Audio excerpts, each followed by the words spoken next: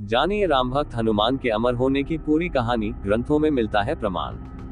राम भक्त हनुमान को शिव का अवतार माना जाता है। इस संबंध में ग्रंथों में तमाम बातें भी लिखी जा चुकी हैं जो इस बात का साक्ष्य है। लेकिन क्या आप जानते हैं कि शिव के 11 रुद्र अवतारों में से एक हनुमान अवतार को अमरता का वरदान किसने दिया और क्यों श्री राम के अनन्य भक्त श्री हनुमान राम के जाने के बाद भी धरती पर विराजमान है?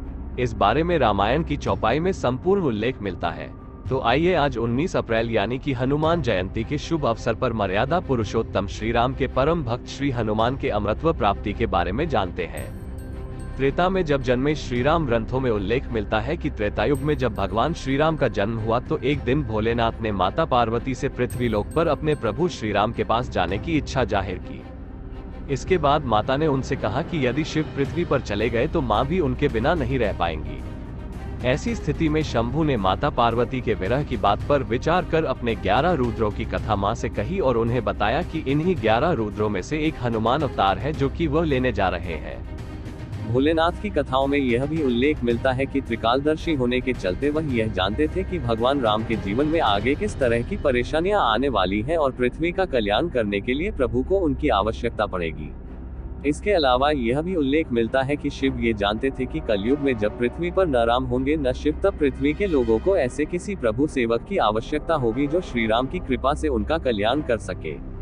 यही वजह है कि शिव के हनुमान अवतार को सर्वश्रेष्ठ अवतार की संज्ञा दी गई है। माता जानकी का है यह वरदान। वाल्मीकि रामायण के अनुसार लंका में बहुत ढूंढने के बाद भी जब माता सीता का पता नहीं चला तो हनुमान जी उन्हें मृत समझ बैठे। लेकिन फिर उन्हें भगवान श्री राम का स्मरण हुआ और उन्होंने पुनः पूरी शक्ति से सीता जी की खोज प्रारंभ कर दी। इसके बाद वह मां से अशोक वाटिका में मिलते हैं। उस समय ही माता जानकी ने हनुमान को अमरता का वरदान दिया था। यही वजह है कि हर युग में हनुमान भगवान श्री राम के भक्तों की रक्षा करते हैं। एक और उल्लेख मिलता है हनुमान चालीसा की एक चौपाई में, जहाँ लिखा है, अष्ट सिद्धि 9 निधि के दाता, अस बर दीन जानकी माता। अर्थात आपको माता श्री जानकी से ऐसा वरदान मिला हुआ है जिससे आप किसी को भी 8 सिद्धियां और 9 निधियां दे सकते हैं। उल्लेख मिलता है कि जब श्री राम ने अपनी मृत्यु की घोषणा की तो ये सुनकर राम भक्त हनुमान जी बहुत आहत हुए। वो माता सीता के पास जाते हैं और कहते हैं, हे माता, मुझे आपने अजर अमर होने का वरदान तो दिया, किंतु एक बात बताएं कि जब मेरे प्रभु राम ही धरती पर नहीं होंगे तो मैं यहाँ क्या करूँगा? मुझे अपना दिया हुआ अमरता का वरदान वापस ले लीजिए।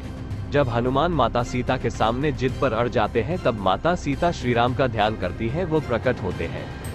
इसके बाद श्री राम हनुमान को गले लगाते हुए कहते हैं, हनुमान, मुझे पता था कि तुम सीता के पास आकर यही बोलोगे।